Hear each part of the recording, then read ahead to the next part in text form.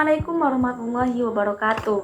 Perkenalkan, nama saya Intan Khofifah Nurul Aini dari Prodi Bahasa dan Sastra Arab kelas 3B dengan nomor NIM 12630521249. Selanjutnya di sini saya akan menjelaskan tentang kesalahan-kesalahan fonologis. Kesalahan yang terjadi pada tataran bunyi baik pada level kata, frasa maupun kalimat disebut dengan kesalahan fonologis. Kesalahan pada 4 level tersebut bermula dari kesalahan dalam pengucapan huruf, terutama huruf-huruf yang biasanya dianggap sulit untuk diucapkan. Kesalahan fonologis biasanya banyak terjadi pada saat berbicara ataupun mendengar. Di antara huruf hijaiyah dalam bahasa Arab, ada yang hurufnya tidak terdapat dalam alfabet bahasa Indonesia, sehingga relatif sulit bagi lidah orang Indonesia untuk mengucapkannya. Huruf-huruf yang sampai saat ini masih sering menimbulkan salah lafaz adalah ain, bo, shin, sin, ha, kof, bo, sin, dal, dan za. Menurut Korder 1982, ada 3 kategori kesalahan yang bisa ditemukan dalam berbahasa. Yang pertama, mistake, yaitu kesalahan yang secara normal atau sadar diketahui oleh penutur bahasa dan kemudian segera memperbaikinya.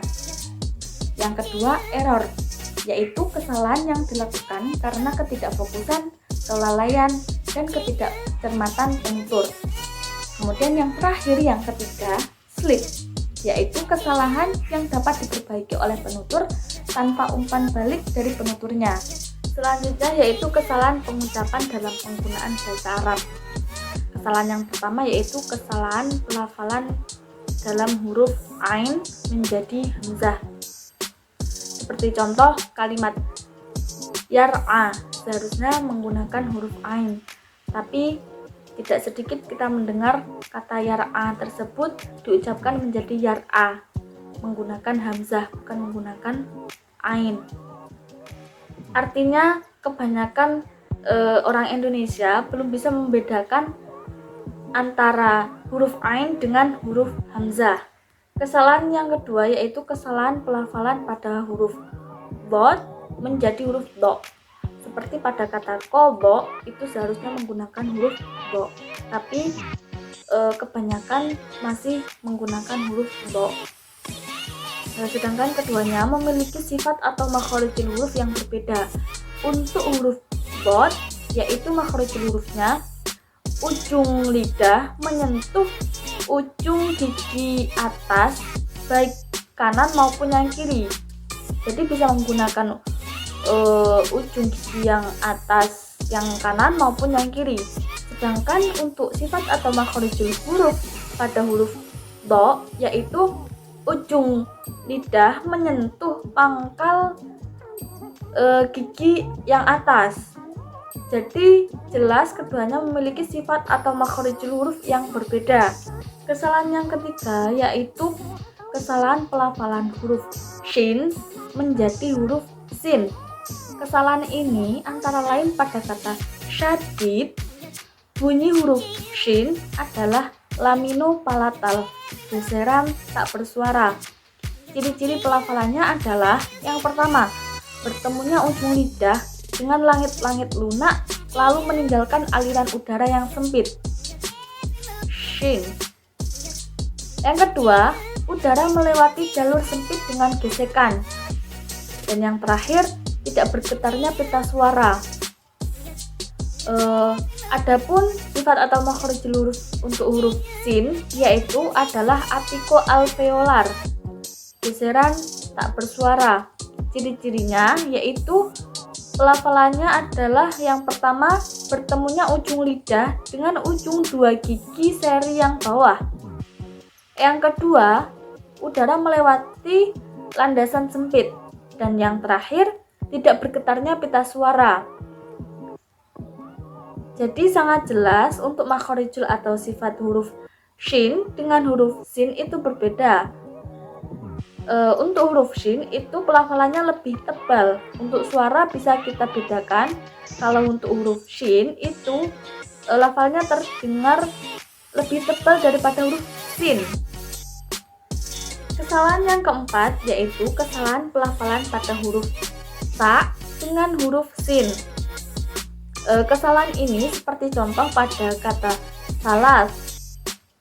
Bunyi huruf ta adalah antara lidah, gesekan, hembusan. Ciri-ciri pelafalannya adalah yang pertama, meletakkan ujung lidah antara gigi atas dan gigi bawah dengan berbentuk suara yang terhembus. Ta. Yang kedua, hembusan udara yang lewat dengan sempit dan keluar akibat gesekan. Yang ketiga, tidak bergetarnya pita suara. Untuk huruf sin, seperti yang saya jelaskan pada kesalahan yang nomor 3. Kesalahan yang kelima yaitu kesalahan pelafalan dalam huruf H menjadi huruf H. Kesalahan ini seperti contoh pada lafal haram menggunakan H atau yang suka diistilahkan dengan H besar. Makhraj hurufnya yaitu pangkal tenggorokan, geseran, tak bersuara. Ciri-cirinya, dua pengikat tali busur terbuka, maka dengan itu mengalirlah udara antara dua pengikat tali busur berikut. Yang kedua, mulut terbuka karena adanya syakal yang terjadi ketika pengucapannya pada harokat fathah. Dan yang ketiga, pita suara tidak bergetar. Sedangkan bunyi huruf H atau yang suka diistilahkan dengan H kecil memiliki makharijul huruf, tenggorokan, geseran, tak bersuara. Ciri-ciri pelafalannya yaitu yang pertama, pangkal lidah mendekat ke pangkal tenggorokan, maka menyempit saluran tenggorokan. Yang kedua, gelombang udara mengalir dari paru-paru dengan gesekan. Dan yang ketiga, pita suara tidak bergetar. Untuk perbedaan huruf H dengan huruf H yaitu pada makharijul hurufnya, pada huruf H makharijul hurufnya terdapat pada pangkal tenggorokan, sedangkan huruf H makharijul hurufnya terdapat di tenggorokan. Kesalahan yang keenam yaitu kesalahan pelafalan huruf qaf menjadi huruf kaf. Kesalahan ini diantara lain seperti pada contoh kata syauqun menggunakan qaf, syauq. Bunyi huruf qaf adalah jauh, lambat, tak bersuara. Ciri-ciri pelafalannya adalah yang pertama, mengangkat bagian belakang lidah dan bertemu dengan velum. Maka apa yang ada di belakang keduanya ada gelombang udara dari paru-paru.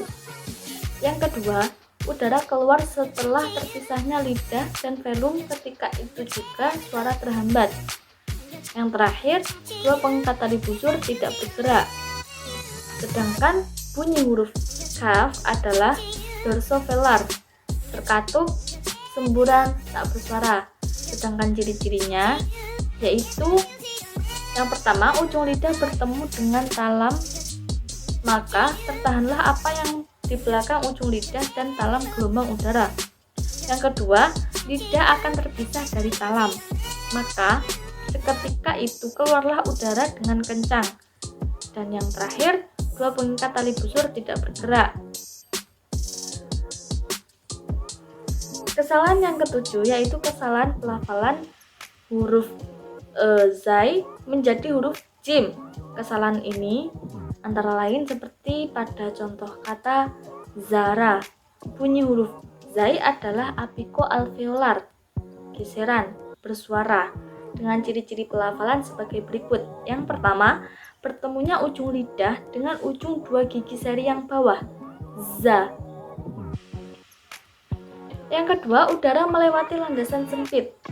Yang ketiga, bergetarnya pita suara.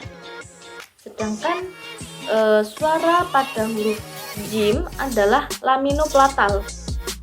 Paduan bersuara dengan ciri-ciri pelafalan sebagai berikut. Yang pertama, bertemunya tengah lidah dengan langit-langit atas, maka terjadilah hambatan udara seperti yang terjadi pada suara eksplosif.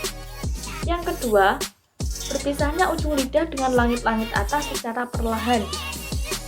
Lalu keluarlah udara seperti yang terjadi pada gesekan suara. Yang terakhir yaitu bergetarnya pita suara. Kesalahan yang ke-8 yaitu kesalahan pelafalan dalam huruf dal menjadi huruf dal. Kesalahan ini antara lain pada kata dhahaba menggunakan da, dal. Bunyi huruf dal adalah dari ujung lidah, gigi, gusi, ledakan jelas, za.